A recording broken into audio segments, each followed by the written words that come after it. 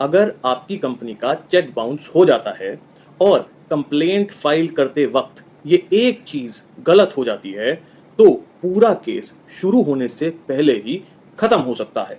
मैं आपको ये बात सिंपल भाषा में समझाता हूँ। ये वो बात है जो प्रैक्टिकली आपको पता होनी चाहिए।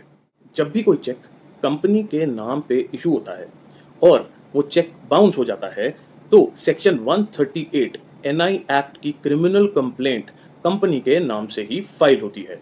अब कंपनी कोर्ट के सामने खुद तो कुछ बोल नहीं सकती, इसीलिए कोई एम्प्लॉय या ऑथराइज्ड इंसान कंपनी की साइड से उस केस को फाइल करता है। अब यहाँ पे दो चीजें समझना जरूरी है। पहली बात, कंपनी जिसके नाम पे चेक इशू हुआ वो हमेशा कानूनी तौर पे कंप्लेनेंट रहेगी। दूसरी बात, जो एम्प्लॉय या ऑथराइज्ड पर्सन कंपनी को रिप्रेजेंट कर रहा है वो प्रैक्टिकली कंप्लेंट को चलाने वाला इंसान होता है। और सबसे इंपॉर्टेंट बात, कल को वो जो एम्प्लॉय है या जो ऑथराइज्ड पर्सन है वो बदल भी जाए तो भी केस चलता रहता है कंपनी के नाम से। अब ये वो पार्ट है जो ज्यादातर लोग मिस कर देते हैं।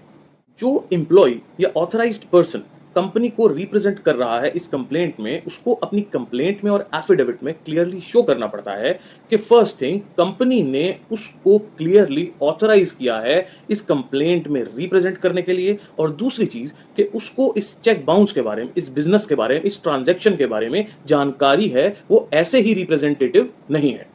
अगर ये दोनों बातें क्लियरली कंप्लेंट और एफिडेविट में शो नहीं होती हैं, तो उस सिचुएशन में जो ऑपोजिट पार्टी है, जो अक्यूज्ड है, वो ये ऑब्जेक्शंस रेज कर सकते हैं और उस सिचुएशन में आपका केस प्रॉब्लम में आ सकता है।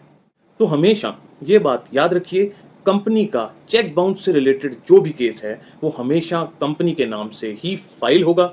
जो भी पर्सन उसको रिप्रेजेंट कर रहा होगा वो कंपनी से ऑथराइज्ड होगा।